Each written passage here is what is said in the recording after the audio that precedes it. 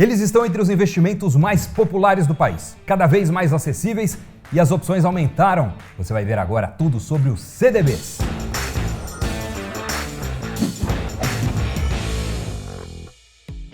Tô aqui com o Samidana. Salve, Sami. Salve, Doni. Salve a todos. Bom, vamos tirar várias dúvidas e para começar uma pergunta que eu ouço muito o Sami também, com certeza, vale a pena investir em CDB? Então vamos perguntar para fera, vale ou não vale, Sami Boy? Olha, CDB é um produto. Vale a pena comprar um celular? Você vai me perguntar qual o preço? Quais as especificações técnicas? Então vamos lá. Bom, a gente tem um menu aqui para te orientar, te ajudar a saber exatamente o tema que a gente está falando quando estamos tratando aqui de CDB. No nosso menu você vai conferir o que são CDBs, tipos de remuneração, riscos, prazos, investimento inicial, liquidez, tributação, é muita coisa. E vamos logo com a primeira questão, né? Afinal, o que são CDBs, certificados de depósitos bancários, Sami? É um empréstimo que o investidor faz para o banco. Então você, como investidor, vira credor do banco. Você dá dinheiro para eles, em contrapartida, eles te dão um certificado que hoje é CETIPado, ou seja, a CETIP vai lá e dá um carimbo, que é quem registra, quem regula o CDB. CETIP que faz parte da B3, que é a Bolsa de São Paulo, entre outras atividades. Ou seja, no passado isso já chegou a ser em papel, hoje Sim. É tudo eletrônico. Tudo eletrônico. Você tem primeiro o comprovante de quem você investiu, né, que seria do banco ou emissor, e no segundo momento você pode ver o registro na CETIP. E aí você empresta dinheiro para o banco e você só empresta porque espera, numa data futura, receber esse dinheiro e mais um chorinho. Exatamente. A gente chama de principal, você pôs R$1.000. R$1.000 é o principal. Costume receber os R$1.000, que é o principal, mais o aluguel por esse dinheiro, que são os juros. Então, assim que funciona, pelo menos em tese, a lógica investidor-credor, investidor-banco. Legal. E a gente sempre fala, quando pensa em juros, que quando você tem uma dívida é ruim porque os juros correm contra você. Sim. Quando você é credor, quando você empresta dinheiro, os juros são positivos, né? São a seu favor, você recebe essa remuneração. É a correnteza, né? Você está indo de uma margem para outra do rio, quando você está devedor, você está correndo contra a correnteza. Quando você está credor, a correnteza vai a seu favor. É claro que o banco te remunera muito menos do que ele te cobra, ou seja, a correnteza contra é muito mais forte. Mas nadar a favor, você ganha velocidade no seu patrimônio. Já que a gente está falando em remuneração, então, vamos entender agora a segunda questão. Quais são os tipos de remuneração que o investidor pode encontrar no CDB? 3 tipos, Doni. Primeiro tipo, pré-fixado. Você trava uma taxa, por exemplo, 5% ao ano, 6% ao ano. Segundo tipo, pós-fixado. Você vai fixar de acordo com um indicador. Geralmente, CDBs são indexados ao CDI. CDI nada mais é do que a taxa média que os bancos trocam dinheiro entre si. E tem também, por último, a terceira modalidade, o híbrido. Por exemplo, você vai ganhar 2% mais o IPCA, que é o indicador de inflação. Então você tem o pré, o pós e a mistura dos dois. E esse rendimento para o pré, para o pós, para o híbrido, ele é diário, ele é mensal? Como é que funciona? Explica. Olha, uma coisa é o prazo de vencimento do CDB. Então você comprou o CDB que vence daqui a 5 anos. Mas tem a liquidez. Muitas vezes, principalmente no caso do CDI, você tem alguns CDBs que são assim, ele vence daqui 5 anos, mas o resgate é diário, você pode tirar diariamente. Já outros não. Tem muitos CDBs, principalmente em corretoras, que são 5 anos, vence daqui 5 anos e 5 anos de carência. Você não pode tirar. Caso você precise do dinheiro, você tem que ligar para a corretora, mas ela não é obrigada a recomprar o CDB, porque ela vai falar com o emissor e pode falar, olha, eu recompro ou não. E às vezes tem um pênalti, um deságio do valor. Então é importante você olhar o prazo, não só de vencimento, como também a liquidez. Exatamente, Samidana, o que é liquidez e como ela se relaciona com os CDBs? Liquidez a gente chama, quanto mais líquido o produto, mais rápido ele se transforma em dinheiro. Então, dinheiro é a maior liquidez possível. Papel, dinheiro, porque já está em dinheiro. Agora, um imóvel tem uma liquidez baixa, tem que vender, tem que achar alguém. O CDB depende da carência. Se não tiver carência, você pode ter um CDB que vence daqui a 5 anos, mas a liquidez é diária. Então, você pode vender a qualquer dia. O emissor resgatar, né? O emissor quita a dívida a qualquer dia. Claro que por dar essa oportunidade pro credor, ele vai pagar menos do que um CDB que não dê isso. Então, geralmente, esses são pós-fixados. Quando é pré-fixado, existe uma regra.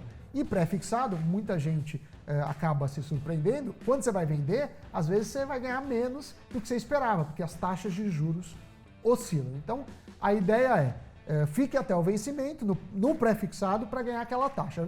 Vendendo antes, se as taxas subirem, você vai ganhar menos. Se as taxas descerem, você vai ganhar mais. Subirem ou descerem perto do que era esperado. E prazo também é um negócio que o investidor tem que levar em conta quando está analisando a remuneração que o CDB paga. 3 coisas a gente pode dizer que interferem na rentabilidade. Primeiro é a qualidade de crédito do emissor. Banco mais arriscado vai pagar mais. Segundo é o prazo.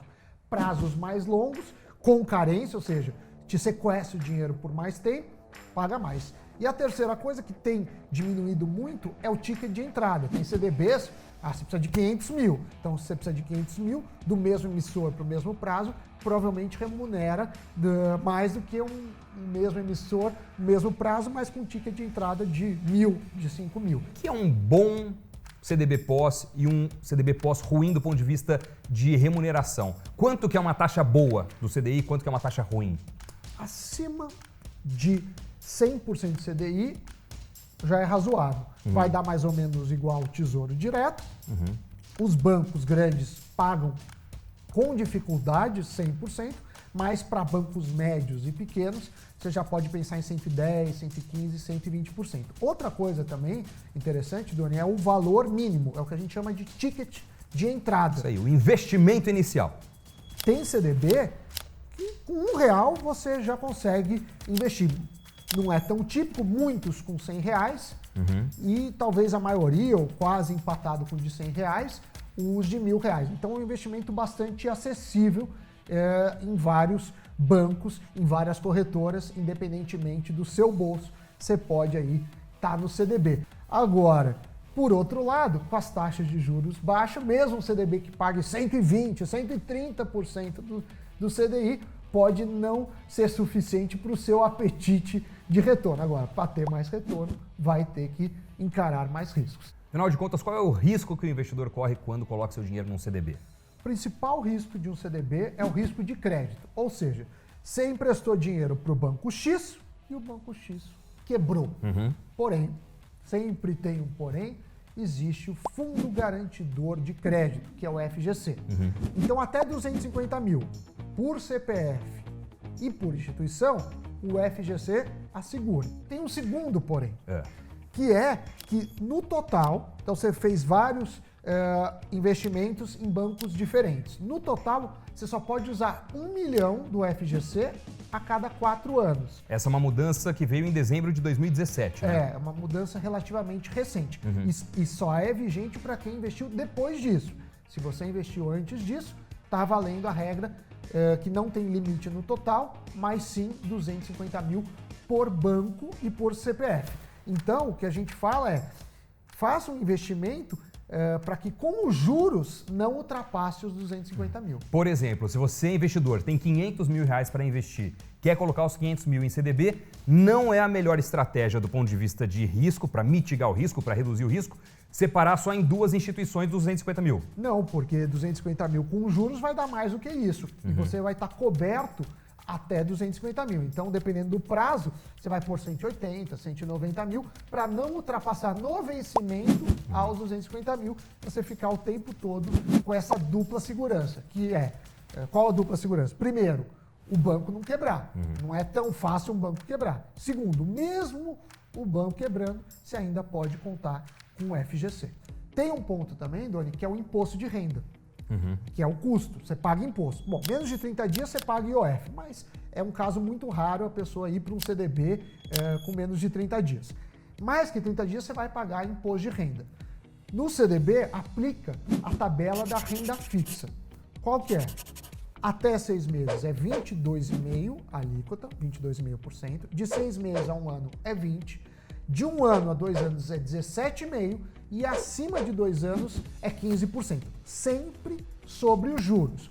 Por exemplo, você pôs R$1.000 e resgatou 1.200 depois de mais de 2 anos, rendeu 20%, né? R$200, e você vai aplicar a alíquota de 15% sobre os R$200. Portanto, vai dar R$30 o imposto de renda. É isso. Então, do ponto de vista de imposto, é aquela tabela regressiva. O que mais que tem tabela regressiva, por exemplo, Samidana? Tesouro Direto. Tesouro Direto tem tabela regressiva, algumas debêntures que são tributadas. É a tabela básica da renda fixa. Sim, qualquer lugar na internet você colocar aí tabela regressiva do imposto de renda, você vai achar. Tá? Essa tabelinha que você me falou aqui. Para renda fixa. Para renda fixa, exatamente. Então, do ponto de vista de imposto, do ponto de vista de tributo, o mais interessante para você ter o menor imposto quando investe em CDB é ficar 2 anos e 1 dia. 2 anos ou mais, né? 2 anos e 1 dia. Na verdade, eles fazem a conta por dia, mas quando você compra um CDB de 2 anos, geralmente o emissor já te dá 2 anos e 1 dia para você cair nos 15%, que é a menor alíquota. Falamos um monte de CDB, né? Monte, tudo sobre CDB. Tudo sobre CDB. Olha, você que curtiu, faz o favor, curte aí o... Não sei. Tem que curtir, tem que fazer o quê, Samidana? Fala aí. Já que tá respondendo tudo do CDB, responde também. O que tem que fazer? Eu virei um técnico de internet, me falaram que tem um sininho, que é maravilhoso, que você aperta... Toca o sininho. Toca o sininho, Isso. se inscreva no canal, porque assim você ficará sabendo dos nossos próximos vídeos, que serão fantásticos. É isso aí. E segue a gente também nas redes sociais, hein? Tem muito conteúdo de investimento. Tchau, pessoal.